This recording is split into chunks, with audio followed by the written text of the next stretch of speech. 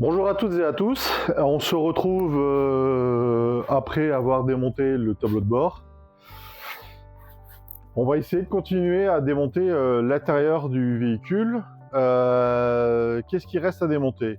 La colonne de direction, les pédaliers, le frein à main, la commande de starter, qui est manifestement pas une commande de starter d'origine. J'ai cru comprendre que sur les Dauphines, c'était un starter automatique et qu'on pouvait mettre un kit en seconde monte pour supprimer le starter automatique et mettre un starter manuel. C'est ce qui a dû se passer pour ce véhicule.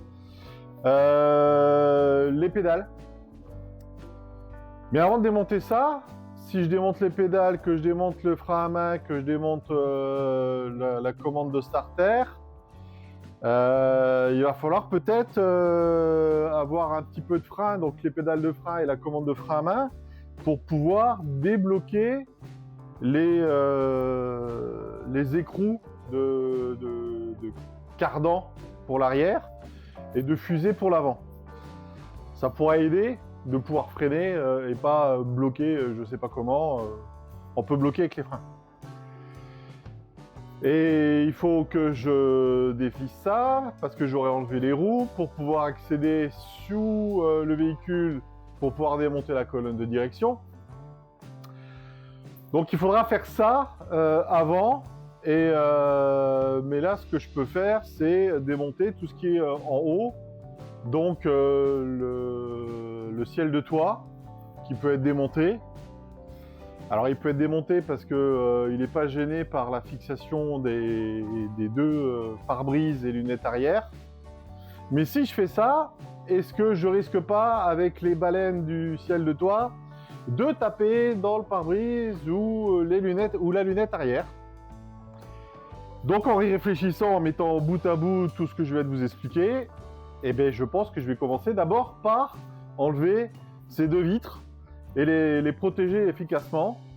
Alors il me reste de la sous-couche de plancher quand j'avais refait un plancher bois, ouais, simili bois, donc de la sous-couche assez épaisse sur laquelle je vais pouvoir emballer les deux vitres.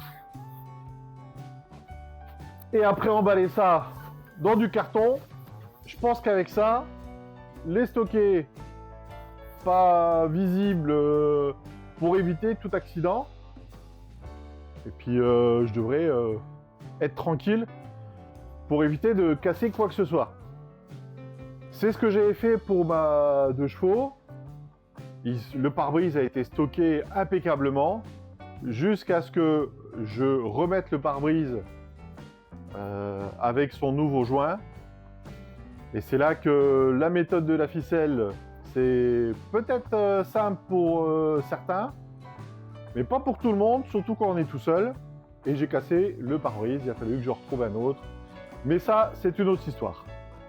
Allez, commençons, pas par la lunette arrière, mais par le pare-brise. Il est plus plat, ça sera plus facile à entreposer. Allez, on se retrouve donc à l'avant de la Dauphine. Je vous ai posé sur le capot pour que vous puissiez voir ce que je suis en train de faire. Donc le joint, étant donné qu'il commence à avoir quelques années, je ne vais pas le récupérer très clairement. Il commence à être dur, cassant. D'ailleurs, il a cassé. Je ne vais pas m'amuser. Le cutter va faire son office. Je vais couper le joint et puis on verra.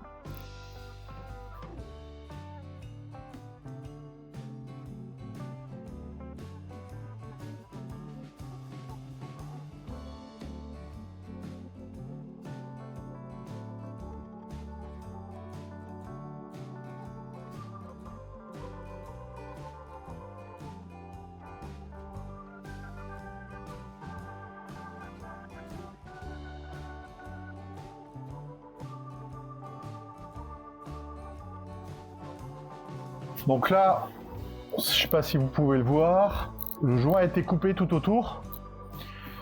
Mais malgré tout, en poussant légèrement, le pare-brise ne vient pas. Je ne veux pas forcer, Je sais pas quelle est la dureté d'un pare-brise réellement. Donc, voyez doucement, coupant bien le joint tout autour, par dessous et dessus, tout autour du pare-brise. Et puis on va voir comment il va venir.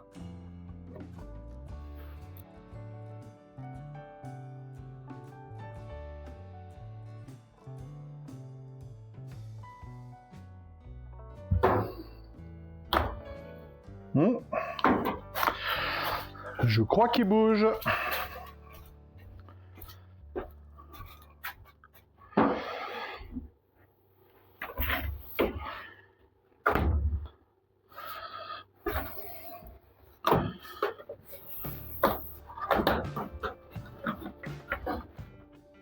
Et voilà.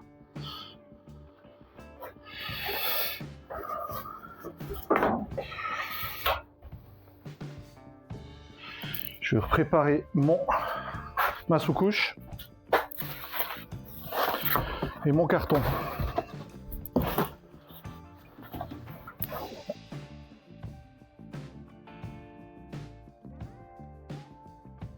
Allez, voilà, maintenant le pare-brise est complètement enlevé, donc on peut voir que dans l'ensemble, pas de mauvaise surprise, au contraire.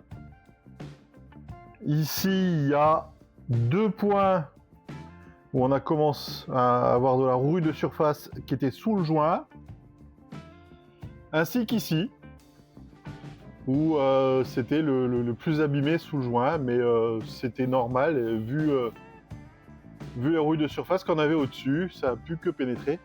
Donc très agréablement surpris, par rapport à la 2 chevaux où quand j'avais enlevé le joint, la baie de pare-brise intégralement avait été pourrie. Le pare-brise tenait grâce au joint, mais pas grâce à la tôle qu'il y avait dessous. Voilà. Donc là, je suis très content. Alors, on va voir si à l'arrière, c'est pareil. Vous avez vu comment on fait pour couper un joint. Je vous le remontre pas. Je vous montre quand c'est fait. A tout de suite. Donc voilà, la lunette, elle est complètement enlevée. J'ai coupé le joint et donc on va regarder les surprises que l'on a. On va revenir du côté là, donc du côté droit. On va s'occuper d'abord par le côté gauche. Voilà, donc là, un petit peu de rouille superficielle, mais dans l'ensemble, c'est un peu comme avant. Comme l'avant, pas comme avant.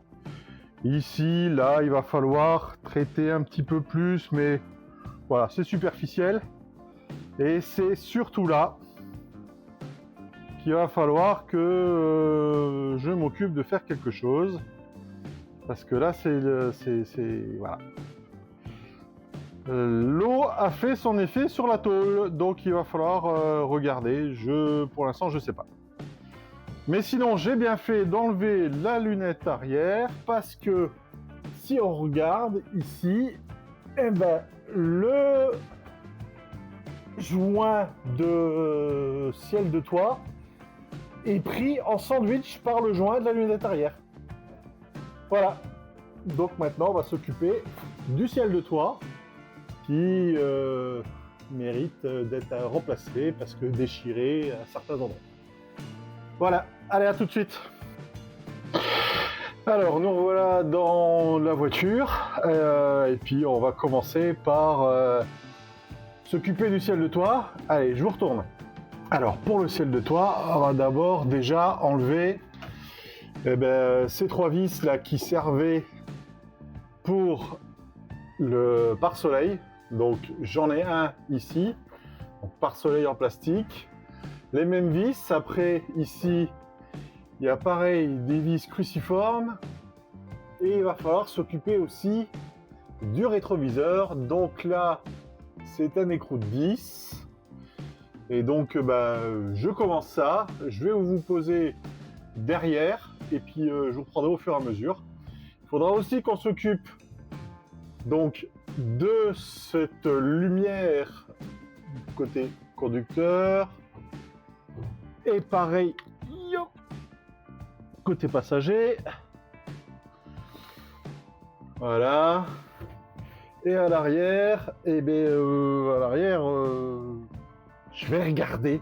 Et puis je vous dis quoi. Allez, à tout de suite. Allez, je vous retourne le dos. Clé de 10, je crois. Gagné.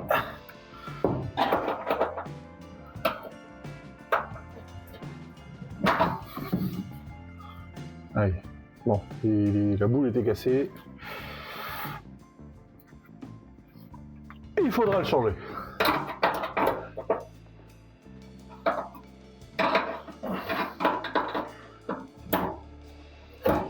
Allez.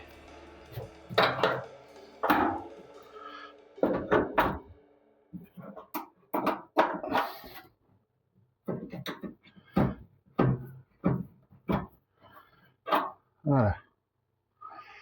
Donc le pas de vis, c'est directement dans la tôle du pavillon. Donc maintenant, cruciforme pour ces vis.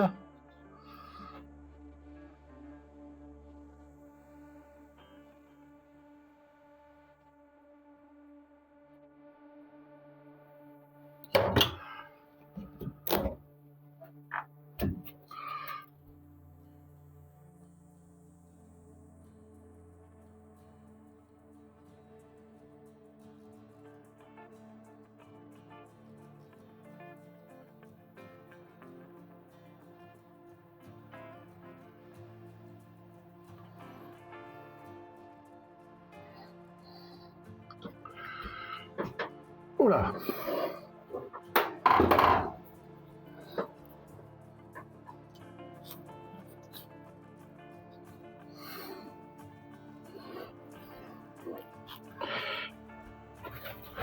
Alors je vous montre ce que j'ai retrouvé derrière cette vis.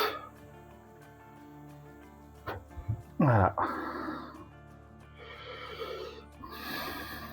Donc voilà ce que j'ai trouvé.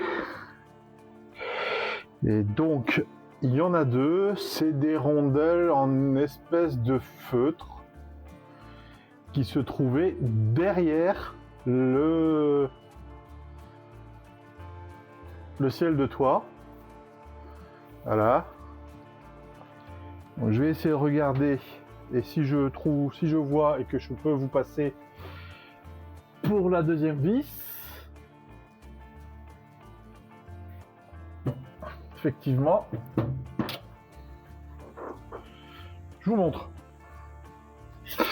Alors, je sais pas si vous allez voir, mais là, ici, là, il y a deux rondelles, donc sur chacune des vis. Allez, on continue. Donc, seconde vis.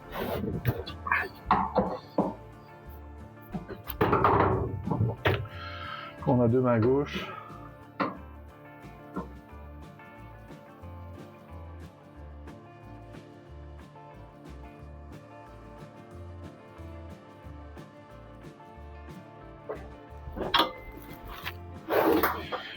Alors, spécificité, je vous ai montré les vis, la vis du milieu. Eh bien, il y en a trois. Voilà. Ce qui paraît logique, le pavillon étant bombé, ça c'était presque moins, c'était moins bombé. Donc forcément, pour rattraper l'écart, il faut trois rondelles. Voilà. Allez, on continue par les lumières de chaque côté. Allez, donc on va s'occuper de ça. Pour enlever, on appuie fortement et on tourne jusqu'à ce qu'on arrive à décrocher les trois petits ergots, je pense. Voilà. Donc là, ici, je ne sais pas si vous allez voir, il y a trois petits ergots sur le pourtour du cache. Voilà, on appuie fortement dessus et on fait tourner pour pouvoir enlever les ergots. Après, on enlève la fiche navette, l'ampoule navette, on appelle ça comme ça. Pour enlever les fils, on appuie sur la languette qui va libérer le fil de chaque côté. Voilà, donc j'appuie sur la languette et je libère. Donc les deux fils sont libérés. Il ne reste plus que 2 vis cruciformes. Voilà. Je vous rassure, j'ai fait de l'autre côté, j'ai un peu triché, ce qui m'a permis de savoir comment faire ce côté-là.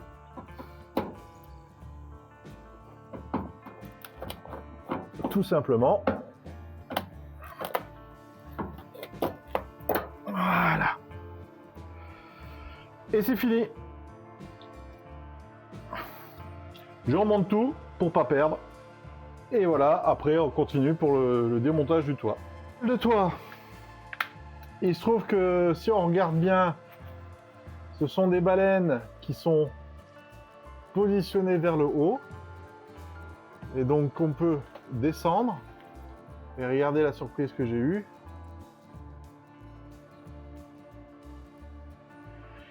Et il y a des souris qui sont installées là.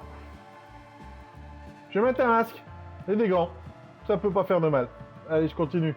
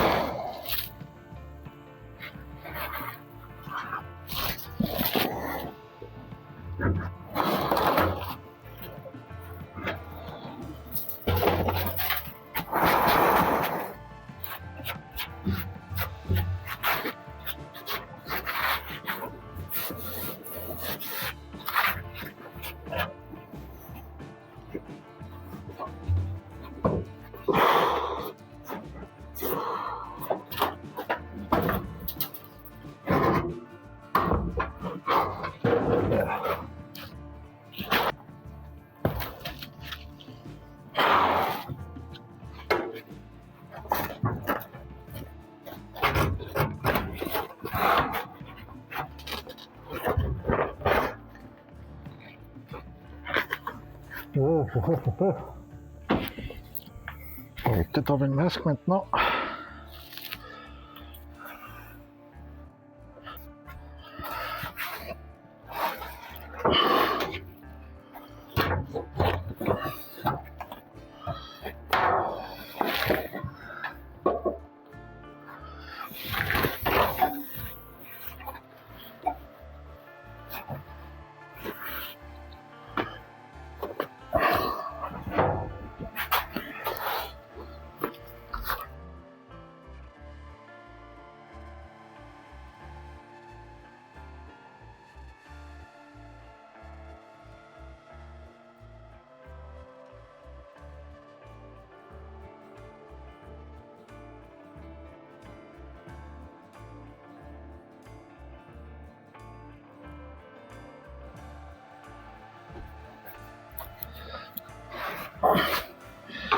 Alors, c'est dans un petit levier.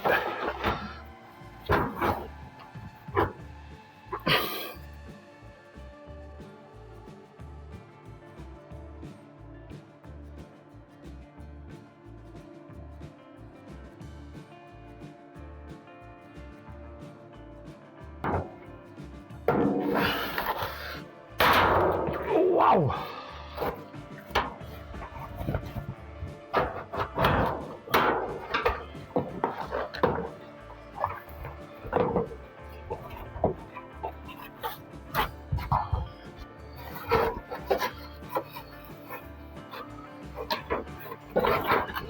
C'est peut-être pas comme ça qu'il faut faire.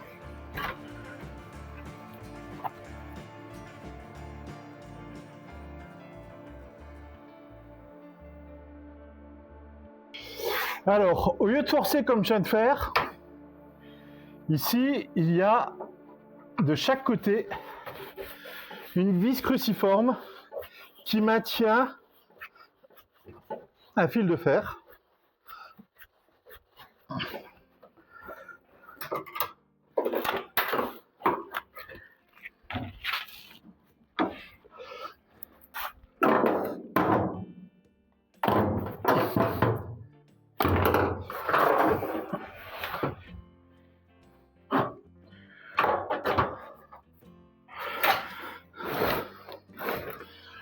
Je vais vous montrer.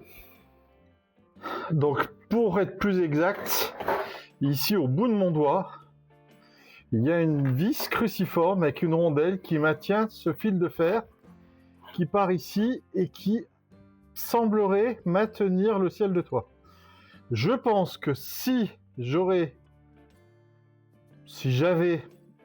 dévissé cette vis, j'aurais libéré l'arrière qui aurait pu me permettre de basculer la baleine vers l'avant complètement afin de la libérer. Voilà. Allez, je fais ça et on voit si c'est la bonne solution. Cruciforme ici.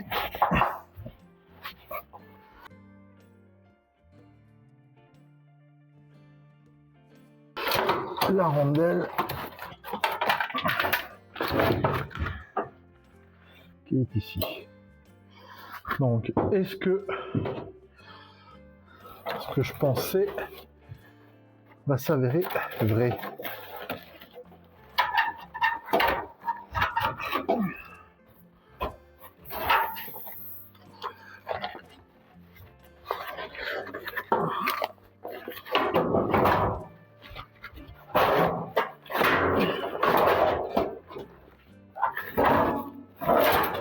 Eh oui. Donc, c'était bien ça. Il y a un fil de fer qui est retenu par une vis de chaque côté qui permet de tenir complètement tout le ciel de toit. Voilà. Donc, je finis de l'enlever. Je le range. Il me servira de gabarit et de pièces parce que il y a certains, voilà, pour pouvoir refaire un ciel de toit.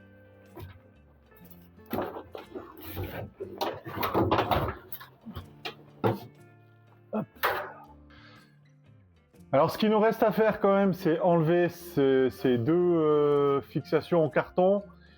C'est des entretoises en fait qui sont au niveau des petites loupiottes à l'intérieur de l'habitacle.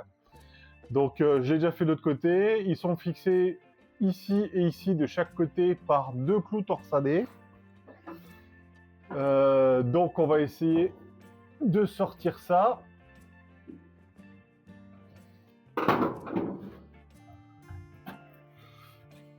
Avec une tenaille. Pas évident.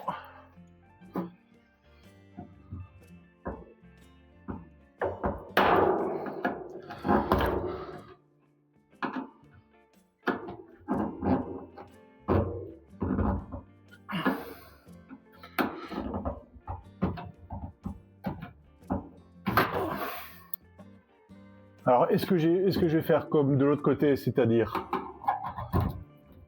je vais enlever, voilà, le carton, je referai le carton,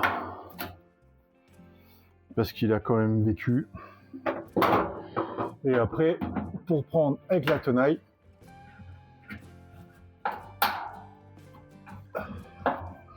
c'est beaucoup plus simple.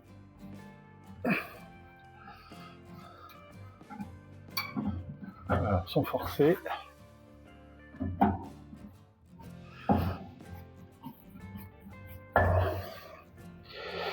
Et en voilà un.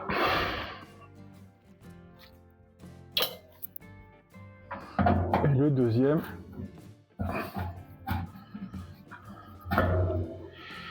Et là le deuxième.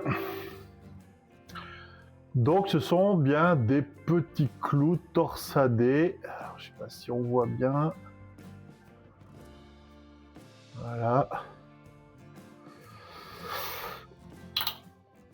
Qu'il suffit d'enlever. Et maintenant, si je tire sur les deux câbles, j'arrive bien sur mon faisceau qui se trouve ici. Voilà. Il faudra garder. Ah, il y a des attaches. On va pas faire ça maintenant. On fera ça un autre jour. Allez, dernier point avant de s'occuper de la colonne de direction, donc du coup, du dessous de la voiture avant de revenir à l'intérieur, c'est cette antenne. Vous voyez pas bien. Voilà. Donc c'est rien de compliqué. Pour moi, c'est du 8.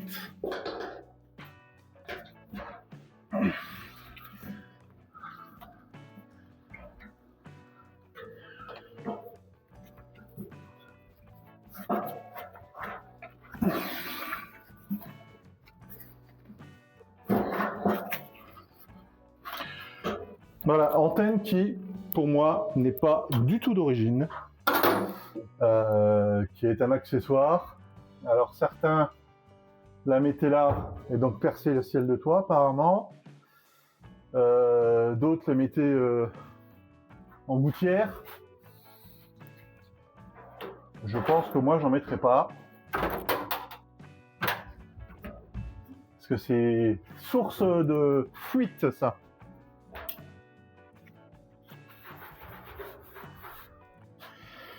Voilà. Donc je reboucherai peut-être ce trou. Ou alors je le laisse et je mets une antenne. Dites-moi en commentaire qu'est-ce qu'il faut que je fasse. Voilà pour aujourd'hui. On a bien travaillé. Donc ça a pris du temps. Ça n'a pas été. J'ai pas fait grand-chose, mais ça a pris pas mal de temps quand même, mine de rien. Surtout emballer proprement. Donc la lunette arrière qui se trouve derrière vous, le pare-brise devant, voilà. Derrière moi mais devant vous, et c'est le pare-brise à l'avant de la voiture. Le ciel de toit en ayant préalablement démonté donc les pare-soleil, le rétroviseur central et donc les deux lumières. Voilà, donc ça prend du temps, mais c'est intéressant, ça avance. La prochaine fois, on va s'occuper, avant de s'occuper de cette colonne de direction, de dévisser les écrous qui maintiennent les tambours, donc qui maintiennent la transmission arrière et les fusées avant. Donc pour pouvoir démonter après le reste proprement et en se servant des freins qui ont le mérite d'être là à corps, que si j'enlève la pédale de frein ou que j'enlève le système de freinage, maître cylindre et autres, je pourrais plus me servir de ça et je vais galérer un petit peu plus. Il y a des solutions, mais autant utiliser des solutions beaucoup plus simples avec les freins. Voilà, donc je vous dis à la prochaine. Si vous êtes toujours intéressé de suivre ces vidéos, et si oui, abonnez-vous. Ça fait toujours plaisir. Et à la prochaine fois. Au revoir.